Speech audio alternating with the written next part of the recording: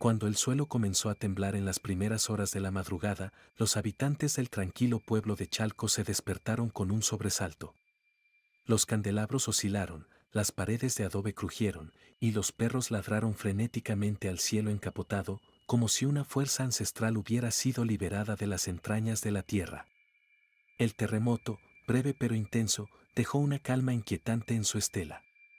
Sin embargo, fue al amanecer cuando el verdadero horror emergió. A medida que la bruma matutina se disipaba, los pescadores del lago Chalco fueron los primeros en notar algo fuera de lugar. Don Marcos, un anciano conocido por sus historias sobre el lago, apuntó con un dedo tembloroso hacia el horizonte mientras murmuraba: «No puede ser, no otra vez». Allí, emergiendo de las aguas verdosas y estancadas, se alzaba la silueta desmoronada de una iglesia. Su campanario inclinado se alzaba como un dedo esquelético, señalando al cielo en desafío. Las paredes, ennegrecidas por siglos de sumersión y recubiertas de musgo y lodo, destilaban una humedad que parecía sudar tiempo. La iglesia de San Miguel había sido una leyenda local, una historia que los ancianos contaban alrededor de fogatas, siempre con advertencias de no acercarse demasiado al lago en noches de luna llena. Se decía que, durante el periodo colonial, el edificio había sido tragado por la tierra después de un evento inexplicable, arrastrando consigo a los feligreses que rezaban en su interior. Algunos aseguraban que los gritos de auxilio aún podían escucharse cuando el viento soplaba fuerte sobre el lago. La noticia de su resurgimiento se propagó rápidamente. En menos de un día, arqueólogos, periodistas y turistas llegaron en masa, ansiosos por ser testigos de lo que parecía ser un milagro o una advertencia divina. Entre ellos, la arqueóloga Sofía Vargas lideraba un equipo que había sido enviado desde la Ciudad de México para investigar el fenómeno. Alta y de rostro severo, Sofía no creía en supersticiones, pero no podía negar la opresión que sentía en el aire al acercarse a la estructura. El agua alrededor de la iglesia parecía más oscura, casi negra, y el hedor a azufre y descomposición impregnaba el ambiente. Al caer la tarde, un grupo de exploradores decidió aventurarse al interior de la iglesia. Sus botas resonaban sobre los ladrillos húmedos y resbaladizos, y el eco de sus pasos se mezclaba con un susurro casi imperceptible que parecía emanar de las paredes. El interior estaba intacto, como si el tiempo hubiera respetado aquel espacio sagrado. Los bancos de madera, aunque cubiertos de algas y limo, seguían dispuestos en filas ordenadas. La luz del atardecer penetraba por los vitrales rotos, proyectando formas distorsionadas y colores apagados que danzaban como espectros en el suelo. En el altar principal, una figura de San Miguel se mantenía en pie, aunque dañada por los siglos. Su espada estaba oxidada, y su rostro, antaño sereno, parecía haber cambiado. Sus ojos vacíos miraban directamente a los exploradores, y una grieta que atravesaba su boca parecía una sonrisa siniestra. Uno de los investigadores, un hombre robusto llamado Ernesto, alzó una cámara para capturar la escena, pero cuando presionó el obturador, un ruido ensordecedor llenó el espacio. Era como un alarido que venía de todas partes y de ninguna. Ernesto dejó caer la cámara y retrocedió, con el rostro pálido. ¿Lo escucharon? «Alguien está aquí dentro», gritó, aunque nadie respondió. Los demás miraron a su alrededor, pero lo único que rompía el silencio era el goteo constante de agua desde el techo. Sin embargo, todos sentían lo mismo, una presencia. Algo antiguo, algo que había estado dormido durante siglos, ahora estaba despierto. Cuando el grupo salió apresuradamente de la iglesia, ya era de noche. La luna llena se reflejaba en el lago, pero el agua parecía más densa, casi como si estuviera viva. Desde la orilla, los aldeanos observaban en silencio. Algunos se persignaban, otros murmuraban oraciones, pero nadie se atrevía a acercarse. Don Marcos, con el rostro sombrío, dijo en voz baja: «El lago la devolvió, pero lo que está dentro no debería haber vuelto». Y así, la iglesia de San Miguel, con su majestuosa pero tétrica presencia, se alzaba una vez más sobre las aguas. Sin embargo, lo que parecía un evento arqueológico pronto se convertiría en una pesadilla que Chalco jamás olvidaría. El amanecer se alzó sombrío sobre el lago Chalco, envolviendo la iglesia recién emergida en una neblina fría y espesa que parecía devorar el paisaje. La arqueóloga Sofía Vargas lideraba al equipo mientras caminaban hacia el edificio. La expedición consistía en 4 personas: Sofía, un historiador llamado Luis, la geóloga Carmen y el técnico de equipos audiovisuales, Raúl. Equipados con linternas de alta potencia, cámaras y cuadernos, los 4 estaban ansiosos por desentrañar los misterios ocultos de San Miguel. Sin embargo, a medida que se acercaban, una presión en el pecho los invadió, como si el aire alrededor del lago hubiera sido drenado de oxígeno. Al cruzar el umbral de la iglesia, el grupo se detuvo para admirar la escala de la estructura. La nave central era inmensa, con paredes recubiertas de lodo y enredaderas que se habían petrificado con el paso del tiempo. La luz de las linternas iluminaba fragmentos de frescos desgastados que representaban ángeles y demonios en una batalla eterna. Pero lo que más llamó su atención fueron las inscripciones talladas en las paredes.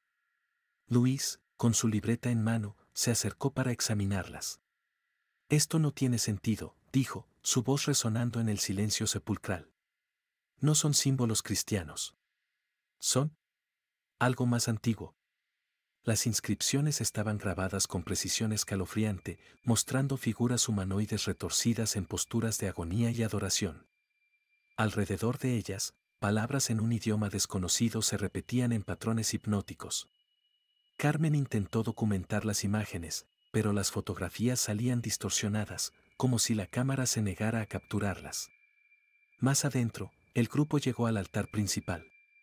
La figura de San Miguel los recibió con su espada oxidada levantada, pero ahora parecía más amenazante bajo la luz artificial. Frente al altar, dispuestas en filas ordenadas, yacían osadas humanas. Los esqueletos, intactos pese al paso del tiempo, estaban en posiciones de oración, con las manos juntas y las cabezas inclinadas hacia abajo. Algunos tenían rosarios aún colgados de sus cuellos, pero estos parecían hechos de materiales oscuros y opacos que no coincidían con los diseños tradicionales. Sofía sintió un escalofrío recorrer su espalda. Había algo inquietante en la simetría de los cuerpos, como si hubieran sido colocados deliberadamente. Mientras los demás inspeccionaban las osadas, ella levantó la vista hacia el techo. Las vigas de madera, ennegrecidas por la humedad, parecían formar patrones extraños, casi como runas. Pero lo que realmente la paralizó fue la sensación. Desde algún rincón oscuro, más allá de lo visible, algo la observaba. No era una paranoia corriente, era como si esa presencia le rozara la piel, helando cada fibra de su ser. «¿Todo bien, Sofía?», preguntó Carmen, rompiendo el silencio. «Sí», murmuró, sin apartar la vista de la penumbra. Pero no estaba bien. No estaba sola. Raúl, mientras tanto, instalaba cámaras para grabar el interior de la iglesia. Ajustaba los trípodes y verificaba los ángulos cuando algo llamó su atención. Un suave zumbido llenó el aire, como un coro distante que provenía de los muros mismos. Los demás también lo escucharon y se acercaron, pero no lograban identificar el origen del sonido. La tensión aumentaba con cada segundo que pasaba. De repente, las linternas comenzaron a parpadear. Raúl, visiblemente nervioso, revisó su equipo eléctrico, pero no encontró fallos. En un abrir y cerrar de ojos, la oscuridad los envolvió. Solo se escuchó el sonido de las respiraciones rápidas y el zumbido que se hacía más fuerte. Cuando las linternas volvieron a encenderse, Raúl ya no estaba. «¡Raúl!», gritó Luis, buscando desesperadamente alrededor. La cámara que Raúl había colocado seguía en su lugar, apuntando hacia un corredor oscuro en el lado derecho de la iglesia. Su mochila yacía junto a ella, pero no había rastro de su dueño. Sofía revisó la grabación en la cámara, esperando encontrar alguna pista, pero el video mostraba algo aterrador. Mientras Raúl ajustaba el ángulo, una sombra pasó detrás de él, rápida pero clara. No tenía forma humana, era alargada y antinatural, con extremidades que se retorcían en ángulos imposibles. «Tenemos que salir de aquí», dijo Carmen, temblando. Pero Sofía no podía moverse. Sus ojos estaban fijos en la entrada del corredor donde la cámara había captado la sombra. La sensación de ser observada se intensificó, y por un momento, creyó ver 2 puntos luminosos, como ojos, brillando en la oscuridad.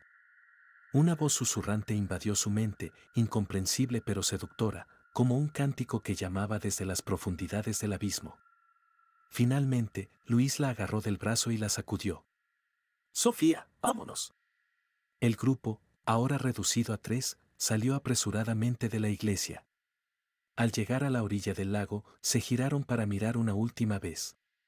La estructura permanecía inmóvil, como un depredador acechando en la noche. Pero desde su interior, una luz tenue comenzó a brillar, pulsando como un latido. Algo dentro de San Miguel había despertado. Y no iba a dejar que se fueran sin reclamar más víctimas. El aire en el campamento improvisado cerca de la iglesia estaba cargado de tensión. Sofía y su equipo, ahora reducido a 3, apenas habían dormido tras la desaparición de Raúl. La luz del día ofrecía un tenue consuelo, pero las preguntas sin respuesta pesaban sobre ellos como una losa. Sofía, decidida a entender qué ocurría, pasó horas revisando documentos históricos y mapas antiguos del área, tratando de descifrar las inscripciones que habían visto en las paredes de la iglesia.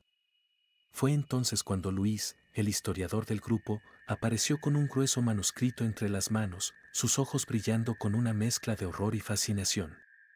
Lo encontré en los archivos del municipio, dijo, colocando el libro sobre la mesa improvisada. Esto explica muchas cosas, y hace que todo sea peor de lo que imaginábamos. El manuscrito, cubierto de polvo y encuadernado en cuero desgastado, era un registro colonial escrito por un sacerdote español en el siglo XVII, el padre Francisco de Ávila. En sus páginas, el sacerdote relataba los eventos que llevaron a la construcción y eventual desaparición de la iglesia de San Miguel. Sofía y Carmen se inclinaron sobre el libro, mientras Luis leía en voz alta. La iglesia había sido construida en 1647, durante un periodo de tensiones extremas entre los colonos españoles y las comunidades indígenas locales. Según los registros, el área alrededor del lago Chalco era considerada sagrada por los indígenas, un lugar donde se creía que los dioses antiguos habitaban. Sin embargo, los colonizadores, en su afán de establecer la fe cristiana, no solo destruyeron los templos indígenas, sino que eligieron precisamente ese sitio para levantar la iglesia de San Miguel, desafiando las advertencias de los locales. Pero lo que los colonos no esperaban era que el terreno resistiera. Según los escritos, fenómenos extraños comenzaron a ocurrir durante la construcción, herramientas desaparecían, los cimientos se agrietaban inexplicablemente, y los trabajadores afirmaban escuchar cánticos y lamentos provenientes del lago. Atribuyendo estos sucesos a influencias demoníacas, el padre Francisco inició una serie de ritos de exorcismo para purificar el lugar. Aquí es donde todo se torna más oscuro, dijo Luis, pasando las páginas con manos temblorosas. Según este relato, los exorcismos no solo involucraban oraciones y agua bendita. También había sacrificios humanos. Sofía sintió un nudo en el estómago al escuchar esas palabras. Luis continuó leyendo. El sacerdote creía que los espíritus malignos eran demasiado poderosos, por lo que comenzó a capturar a los indígenas de las aldeas cercanas y los ofrecía como sacrificios en el altar de la iglesia. Los llamaba ofrendas de sangre, combinando prácticas cristianas con ritos aztecas que había aprendido de los mismos locales. Los cuerpos eran dispuestos en posiciones de oración frente al altar, como los esqueletos que encontramos ayer. Carmen, visiblemente perturbada, señaló las inscripciones que habían visto en las paredes de la iglesia. Eso explica los símbolos. No son puramente cristianos. Hay elementos aquí que recuerdan a Huitzilopochtli, el dios de la guerra, y a Mictlantecutli, el dios de la muerte. Es como si el sacerdote hubiera intentado fusionar las dos creencias en un intento desesperado de controlar algo que no comprendía. El manuscrito también describía el evento que marcó el fin de la iglesia. Durante una misa solemne, en la que el sacerdote planeaba realizar un gran exorcismo para desterrar definitivamente las fuerzas oscuras, el suelo bajo la iglesia comenzó a temblar violentamente. Algunos testigos afirmaron haber visto sombras enormes moviéndose entre los bancos, y un coro de voces inhumanas llenó el aire. En medio del caos, la tierra se abrió, y la iglesia fue tragada por el lago, llevándose consigo al sacerdote, a los feligreses y a los sacrificados. Aquello no fue solo un terremoto, fue un acto de venganza de los dioses antiguos. Luis cerró el manuscrito con un golpe seco, su rostro pálido. Esto no era solo una iglesia. Era un portal. Un punto de convergencia entre el mundo terrenal y algo más, algo que nunca debería haber sido perturbado. Sofía sintió como el peso de las palabras caía sobre ellos. Todo tenía sentido ahora, las inscripciones, las osadas en posiciones de oración, la sensación constante de ser observados. La iglesia no era un lugar santo, era un campo de batalla espiritual, y las energías que se habían desatado siglos atrás no habían desaparecido. Solo estaban dormidas, esperando. Mientras hablaban, Carmen revisó las fotografías distorsionadas que habían logrado capturar dentro de la iglesia. Una imagen llamó su atención, en una de las esquinas oscuras del altar, donde no habían visto nada a simple vista, una figura alta y retorcida se alzaba, con extremidades desproporcionadas y ojos brillantes que perforaban la penumbra. Su corazón se detuvo por un momento. Creo que despertamos algo, susurró, pasando la fotografía a los demás. Sofía la miró, horrorizada, mientras una nueva sensación se apoderaba de ella. No era solo miedo. Era la certeza de que lo peor estaba por venir. Algo les esperaba en la iglesia, algo que había estado enterrado durante siglos, alimentándose de la oscuridad y ahora reclamaba lo que consideraba suyo. La iglesia de San Miguel se alzaba imponente bajo el cielo gris, envuelta en un aire pesado que parecía pulsar con vida propia. A pesar de las advertencias y el creciente número de desapariciones, más exploradores llegaban al lugar, movidos por la curiosidad o la ambición de desentrañar sus secretos. La iglesia parecía atraerlos como un faro oscuro, un imán irresistible para los incautos que ignoraban las leyendas. Sofía y su equipo, debilitados tras la desaparición de Raúl y las revelaciones sobre los sacrificios, intentaron advertir a los recién llegados, pero pocos les hicieron caso. Arqueólogos, periodistas y hasta curiosos sin experiencia comenzaron a invadir el edificio, armados con cámaras, grabadoras y linternas. Cada paso que daban dentro de la iglesia resonaba como una invitación para las fuerzas invisibles que habitaban el lugar. Esa noche, la iglesia despertó. Los primeros signos de la maldición se manifestaron de forma sutil.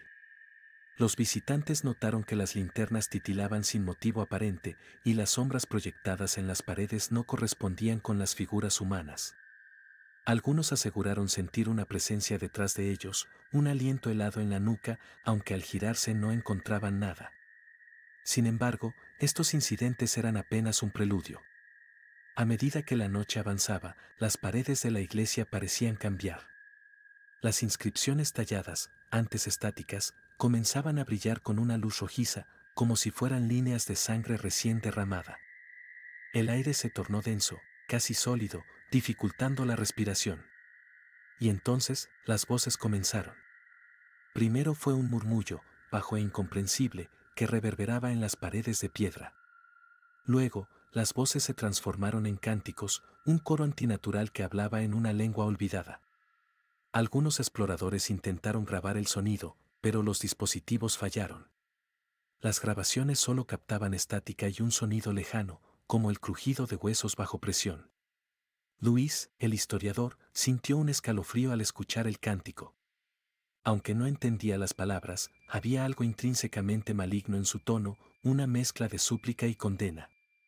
Mientras recorría uno de los pasillos laterales, un crucifijo colgado en la pared frente a él comenzó a girar lentamente hasta quedar completamente invertido. Luis retrocedió, pero detrás de él, otro crucifijo hizo lo mismo. En cuestión de segundos, todos los crucifijos de la iglesia estaban invertidos, como si el lugar mismo rechazara cualquier símbolo de protección divina. Un grito rompió el silencio desde la nave principal.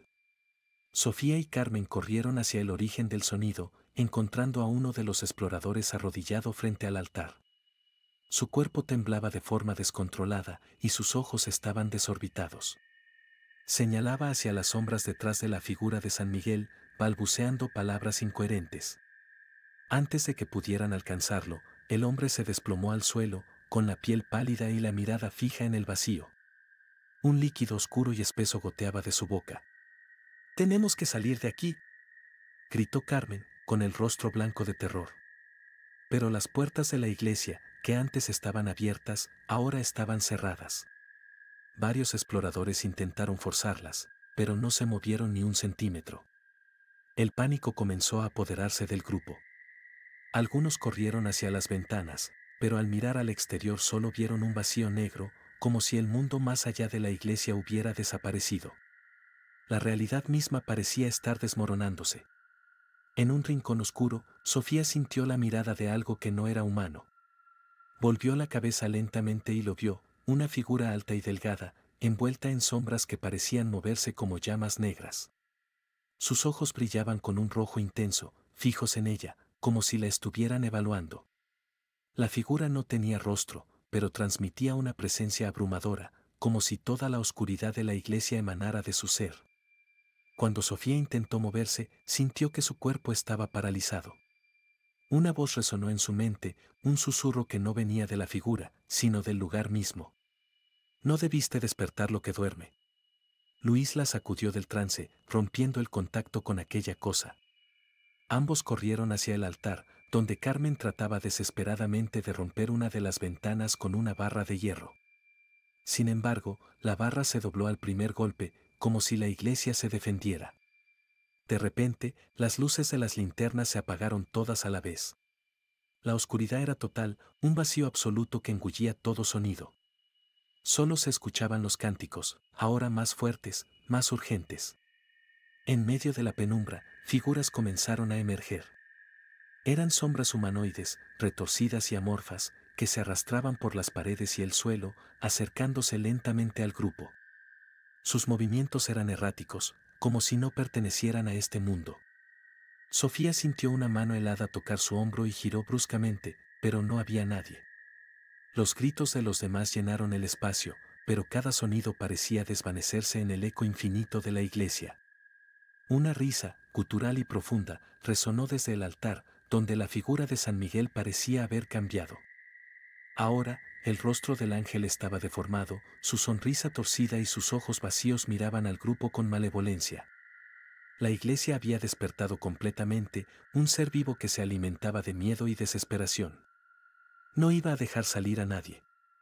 Las sombras avanzaban, las voces se intensificaban, y la luz de la luna, que antes iluminaba el lago, ahora era devorada por la oscuridad que envolvía a San Miguel. La oscuridad dentro de la iglesia de San Miguel era absoluta, una presencia viva que se retorcía en los rincones, acechando a los sobrevivientes. Sofía, Carmen y Luis permanecían juntos, rodeados por las sombras que parecían cerrar el círculo lentamente, como depredadores jugando con su presa. Los cánticos continuaban, cada vez más intensos, resonando dentro de sus mentes como un coro interminable. Era como si el lugar mismo estuviera respirando, palpitando con una energía antigua y maligna. Sofía se arrodilló junto a las osadas frente al altar, buscando respuestas en las inscripciones. La luz roja de las paredes proyectaba sombras grotescas, y el aire estaba cargado con un hedor que mezclaba azufre y descomposición. Sabía que estaban atrapados. No había escapatoria. Pero también sabía que el manuscrito del padre Francisco de Ávila contenía algo más que relatos de los horrores del pasado. Había pistas, fragmentos de verdad escondidos entre la locura. Luis, a su lado, hojeaba frenéticamente el libro que había llevado consigo. Sus manos temblaban, y su voz era un susurro desesperado. Aquí dice que el padre Francisco creía haber encontrado una forma de sellar la maldición. Fue lo último que escribió antes de desaparecer. Se detuvo, leyendo con detenimiento, un sacrificio voluntario. Carmen, al escuchar esto, negó con la cabeza, retrocediendo hacia las sombras. No. Eso es una locura. No podemos hacer eso. Es nuestra única opción, respondió Sofía con firmeza, aunque su voz traicionaba el miedo que sentía. Su mente giraba frenéticamente mientras trataba de unir las piezas. Las osadas dispuestas en oración, las inscripciones, los cánticos. Todo apuntaba al mismo destino, la iglesia no era solo un lugar, era un portal, y algo más allá de lo humano reclamaba un tributo para cerrar el umbral. Luisa sintió lentamente, comprendiendo lo que significaba. Un sacrificio, pero no cualquiera. Debe ser alguien que acepte el destino voluntariamente. Eso es lo que distingue esto de los rituales anteriores. El padre Francisco intentó forzar los sacrificios, y por eso falló. La iglesia no lo aceptó. El suelo bajo ellos tembló, y un rugido profundo, como el crujir de un volcán a punto de estallar, llenó el espacio. Desde las sombras, Las figuras alargadas y amorfas comenzaron a avanzar, sus movimientos cada vez más rápidos y erráticos. Sus rostros carecían de forma, pero sus ojos brillaban con odio. Carmen gritó mientras una de las sombras alargaba una mano hacia ella, y Luis la apartó en el último segundo. «No hay tiempo», gritó Luis. «Sofía, ¿qué hacemos?» Sofía sabía que era su responsabilidad. Como líder del equipo, había traído a todos allí y había ignorado las advertencias. Las desapariciones, los fenómenos sobrenaturales, el manuscrito, todo estaba conectado y ahora dependía de ella tomar una decisión. Se levantó, limpiando las lágrimas de su rostro mientras se dirigía hacia el altar. Los cánticos se intensificaron al percibir su intención, como si la iglesia misma aprobara su elección. «Sofía, no tienes que hacerlo», dijo Luis, pero su voz era débil. Sabía que no había otra opción. Ella miró a Carmen y Luis con una mezcla de tristeza y determinación. «Alguien tiene que detener esto. Si no lo hacemos, nadie saldrá vivo, y esto seguirá repitiéndose». Se giró hacia las sombras que los rodeaban. «Si esto es lo que quieren, lo tendrán». Sofía se arrodilló frente al altar, entre las osadas dispuestas en oración, y tomó un rosario ennegrecido de uno de los esqueletos. Cerró los ojos y comenzó a recitar una oración, aunque las palabras salían entrecortadas. En ese momento, sintió el aire a su alrededor cambiar. El calor opresivo fue reemplazado por un frío glacial, y las sombras retrocedieron ligeramente, como si esperaran el desenlace. Desde las profundidades de la iglesia, una figura se materializó. Era alta, imponente, una amalgama de sombras y luz roja que emanaba una presencia indescriptible. La criatura no tenía rostro, pero sus ojos brillaban con un rojo penetrante que perforaba el alma. Extendió una mano hacia Sofía, y ella, temblando, la tomó. El contacto fue devastador. Sofía sintió como si su cuerpo se desmoronara, como si cada fibra de su ser fuera consumida por un fuego invisible. Pero, en medio del dolor, una calma extraña la invadió. Las sombras dejaron de moverse, y los cánticos cesaron. Todo el caos se desvaneció, reemplazado por un silencio absoluto. Luis y Carmen observaron, horrorizados, mientras la figura se fundía con Sofía. Su cuerpo se alzó en el aire, y una luz brillante emanó de ella, iluminando toda la iglesia. Las inscripciones en las paredes se encendieron como brasas ardientes, y el suelo tembló con más fuerza que nunca. Un rugido ensordecedor llenó el lugar, y luego, de repente, todo terminó. Sofía había desaparecido. La iglesia quedó en silencio, inmóvil como una tumba antigua. Las puertas se abrieron, dejando entrar el aire fresco de la madrugada. Luis y Carmen, aturdidos, se miraron antes de salir corriendo al exterior. Al girarse, vieron cómo la iglesia comenzaba a hundirse lentamente en el lago, tragada por las aguas como siglos atrás. Era como si el sacrificio de Sofía hubiera sellado la maldición, devolviendo el lugar al olvido. En las aguas tranquilas del lago Chalco, la figura de San Miguel permaneció visible por un instante, con su espada levantada como un guardián eterno. Luego, desapareció bajo las ondas, llevándose con ella los horrores del pasado. Pero Luis sabía que la iglesia no había desaparecido por completo. Había sido contenida, pero no destruida. Y mientras miraba el amanecer teñido de rojo, supo que el sacrificio de Sofía sería recordado, aunque el peligro nunca estuviera del todo lejos. La iglesia de San Miguel dormía nuevamente, pero en las profundidades del lago, algo seguía vigilando. Suscríbete y comparte este video para que nadie escape del terror. Envíanos tu historia más escalofriante y podrías verla cobrar vida en nuestro próximo episodio. ¿Te atreves? Hasta el próximo video.